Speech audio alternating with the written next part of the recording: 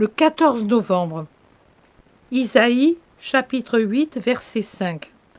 Jésus dit : « Quand vous avez fait votre devoir, je continue à parler à vous les prêtres, je vous autorise à dire ce que j'ai enseigné à mes apôtres, que j'ai envoyés en mission à travers la Palestine.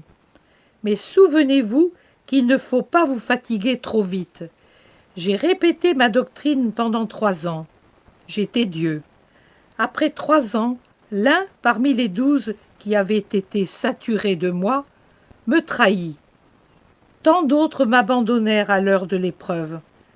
Prétendez-vous être plus empressé que moi, plus puissant, plus obéi que je ne le fus?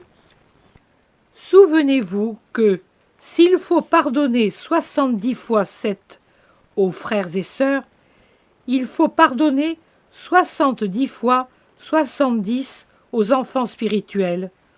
Et tous les catholiques sont pour vous des enfants, tous sans exception. Souvenez-vous que pour vous, les différences humaines entre les âmes n'existent pas. Au contraire, il y a en cela un renversement des valeurs. L'être humain admire et respecte les personnes honnêtes, bonnes et pures. Vous ne devez pas les admirer, mais aimer plutôt ceux qui sont misérables spirituellement. Plus ils sont souillés, plus ils sont loin de moi, et plus vous devez être pour eux paix et lumière. Aucune répugnance ne vous est permise, aucune lassitude, aucun abandon, aucune crainte. Vous devez vous pencher sur toutes les misères. Vous devez les chercher pour les soigner. Vous devez les aimer pour les apporter à l'amour. Si on vous repousse, revenez à la charge. Si on se moque de vous, augmentez votre charité. Servez-vous des choses humaines pour conduire les âmes aux choses surnaturelles. Et quoi? Dois-je vous enseigner les douces astuces de l'amour? N'avez-vous jamais eu un père, une mère, des frères avec qui vous vous en êtes servi pour gagner leur amour toujours plus? Vos fidèles sont comme vos enfants. Oh, que de choses un père étudie pour se faire aimer de son enfant. Il n'est encore qu'un bambin, que déjà le père, fatigué de son travail, se penche sur son berceau et répète les douces paroles pour ensuite les entendre de la petite bouche innocente. Puis il se penche pour enseigner au petit à faire ses premiers pas, et il lui montre les fleurs et les étoiles. Il forme son esprit aux premières sensations, aux premières pensées. Même s'il est déficient, débile, le père s'efforce d'ouvrir l'esprit de son enfant. Même s'il est indomptable, capricieux, il essaie de changer son cœur par 1000 ruses. Et vous, pourquoi n'avez-vous pas des instincts de père envers vos enfants spirituels? Ils sont athées? Ça ne fait rien. Ils sont luxurieux? Ça ne fait rien. Ils sont des sentines de vice? Ça ne fait rien. Priez et osez. Aujourd'hui, demain et après-demain encore, et toujours, toujours, sans vous fatiguer. Bien des fois, il suffit de regarder une âme d'un regard d'amour véritable pour la conquérir. Souvent, les âmes ne sont pas mauvaises comme vous le croyez. Elles sont dégoûtées, elles sont malades, elles sont honteuses.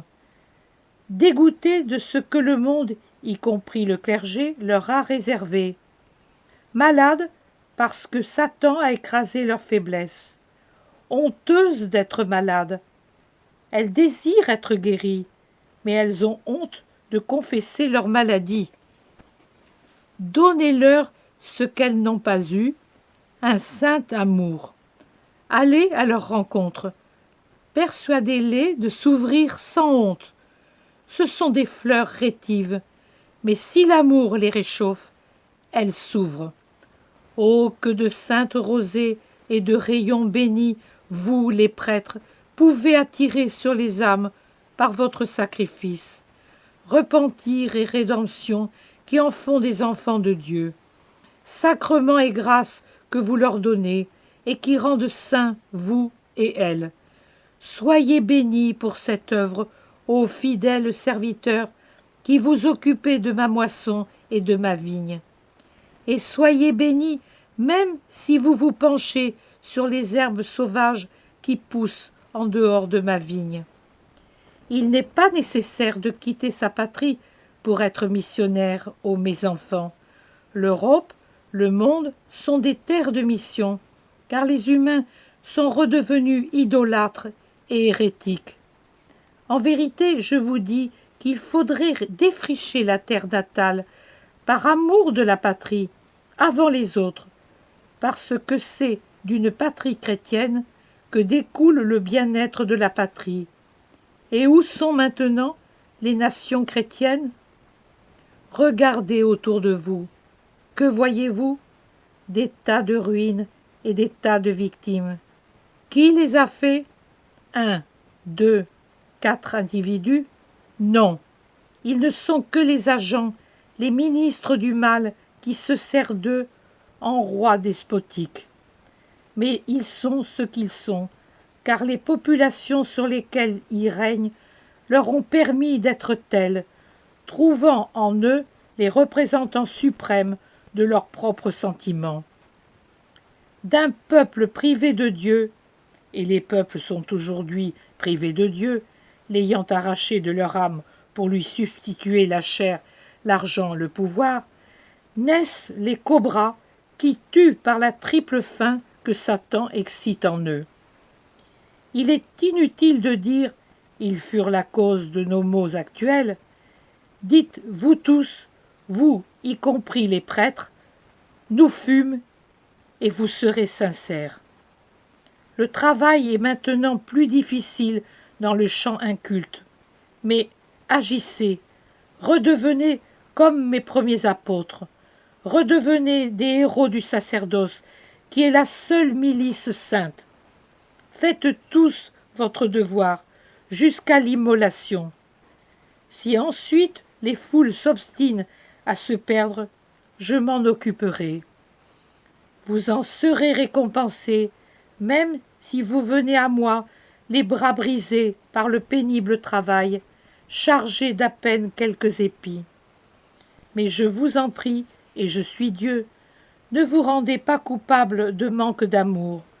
Je ne pardonne pas le manque de charité, c'est la négation de Dieu.